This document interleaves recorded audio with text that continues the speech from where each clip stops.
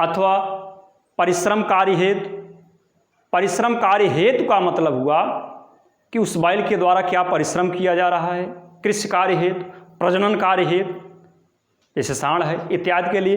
तो उत्पादन हेतु यह गाय क्या कर रही है, दुग्धोत्पादन मिल्क प्रोडक्शन की क्रिया कर रही है। ठीक प्यारे बच्चों, चूंकि आप जानते हैं 3 लीटर दूध पर दाना दिया जाता है,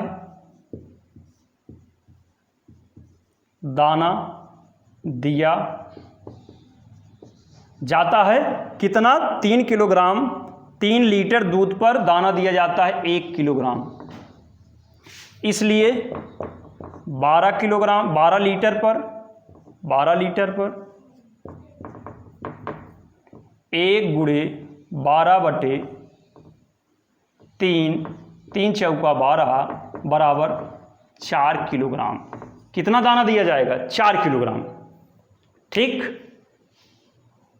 कुल दाने की मात्रा हो गई 4, क्योंकि मेंटेनेंस राशन हम नहीं दे रहे हैं, चारे में बरसीम उपलब्ध है। बरसीम से उसकी जो भी आवश्यकताएं हैं मेंटेनेंस रहने के लिए, जीवन रक्षा है, जो आवश्यकताएं हैं उसी के माध्यम से उसकी वह पूर्ति करती है या कर लेगी।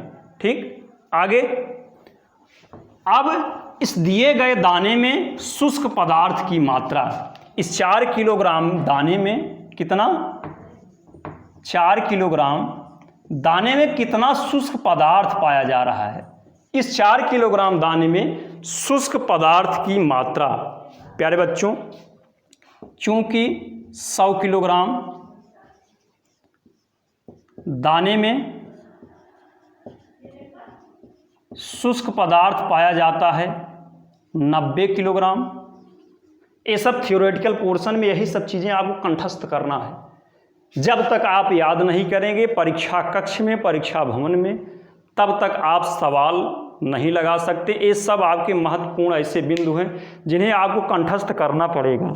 ठीक, जब याद किए रहेंगे तो आप बड़े ही तेजी के साथ द्रुत गति से आप सवाल को हल कर सकते हैं। 100 किलोग्राम दाने में शुष्क पदार्थ 90, इसलिए कितना किलोग्राम दाना है, 4 किलोग्राम दाना है, 4 किलोग्राम है। 90 गुणे 4/100, 0 से 0 कटा, 36/10 बराबर 3.6 किलोग्राम। ठीक, इतना दाने में शुष्क पदार्थ पाया जा रहा है, तो शेष शुष्क पदार्थ की मात्रा बराबर शेष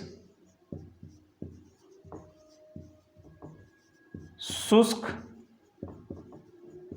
पदार्थ की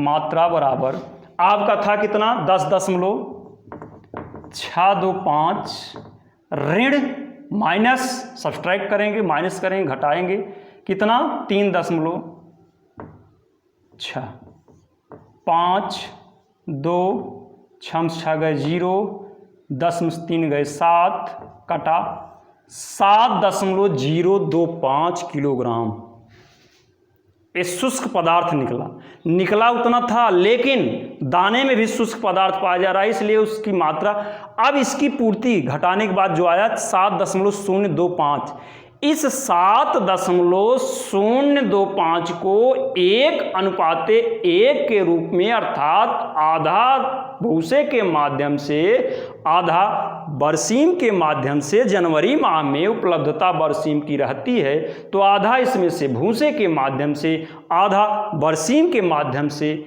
हम इसकी प्रतिपूर्ति करेंगे। ठीक, आइए आगे बढ़ते हैं।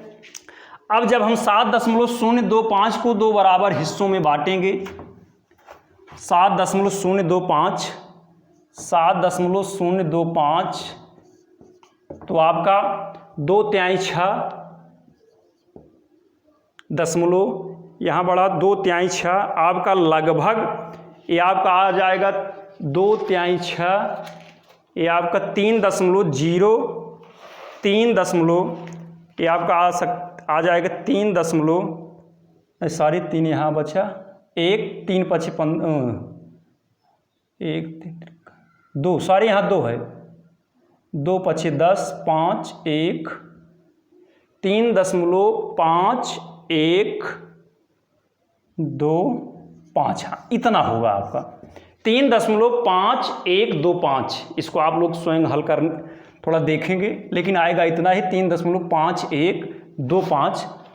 इस 3.5125 किलोग्राम की पूर्ति हम भूसे के माध्यम से और 3.5125 की पूर्ति हम बरसीम के माध्यम से करेंगे। तो आइए हम निकालते हैं भूसे की मात्रा। इसको आप देखेंगे, हमने कहा कि 2 तिहाई 6, 1 0 बचा, 2 5 10, 1 2 1 2, 2 दूनी 4, 2 5 10, ये आपका आ गया 3.5125 भूसे की मात्रा, भूसे की मात्रा। ठीक, आइए इसको हम ज्ञात करते हैं प्यारे बच्चों। चूंकि 90 किलोग्राम शुष्क पदार्थ पाया जाता है 100 किलोग्राम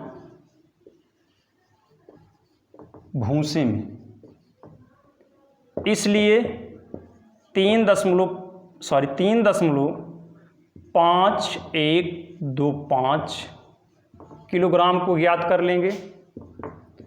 100 गुणे 3.5125 बटे 90। ठीक, आइए इसको हम हल करते हैं। 0 से 0 कटा, 0 से आपका 0 कट गया। अब इसमें जब इसका भाग देंगे तो 30.5125, 9 त्रिक 27, ये आप 3 इसमें इसका गुणा कर देंगे। गुणा करने के बाद जो आएगा उसमें 9 का भाग दे देंगे। आपका एक प्रकार से गृह कार्य है।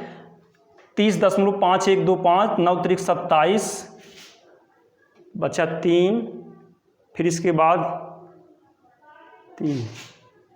3.9, इसके बाद पुनः एक आपका इधर 3.90 किलोग्राम, 3.90 किलोग्राम भूसे की मात्रा आ गई। ठीक, 3.90 किलोग्राम भूसे की मात्रा आ गई। आ रहा है ना समझ में? अब इसके बाद हम बरसीम की मात्रा को निर्धारित करेंगे। किसकी मात्रा को? बरसीम की मात्रा को निर्धारित किया जाएगा। आइए, बरसीम की मात्रा, बरसीम की मात्रा प्यारे बच्चों, जनवरी माह में बरसीम में 20% शुष्क पदार्थ पाया जाता है। कितना प्रतिशत? जनवरी माह में बरसीम में 20% शुष्क पदार्थ पाया जाता है। चूंकि, ध्यान से सुनेंगे, चूंकि 20 किलोग्राम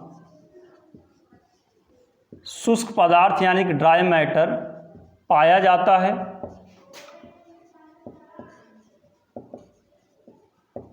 100 किलोग्राम बरसीम में, इसलिए 3.5125 100 गुणे 3.5125 बटे 20, 20 पंचे 100, इसका गुणा आप करेंगे।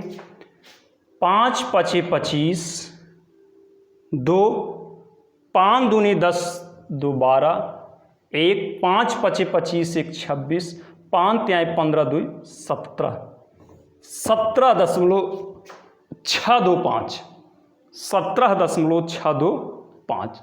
ठीक, आइए अब हम पूरा उत्तर लिखते हैं। उत्तर कितना होगा? आंसर,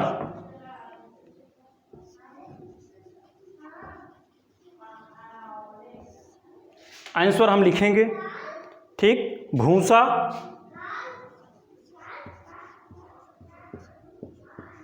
दूसरा अभी आपने निकाला बरसीम, तीसरा दाना। भूसा कितना था आपका? 3.90 किलोग्राम। बरसीम आपका था 17 आपका था 17.5625 किलोग्राम ये था। दाना आपका था, दाना आपके द्वारा स्टार्टिंग में ही निकाला गया था, कितना, 4 किलोग्राम। दाने के बाद आपका नमक 30 ग्राम,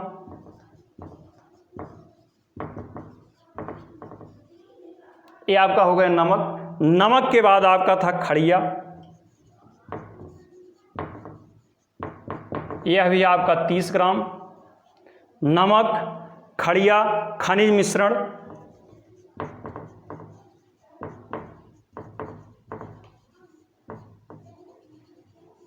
ये आपका 50 से 60 ग्राम होता है। इस तरीके से चौथा, पांचवा और छठवां।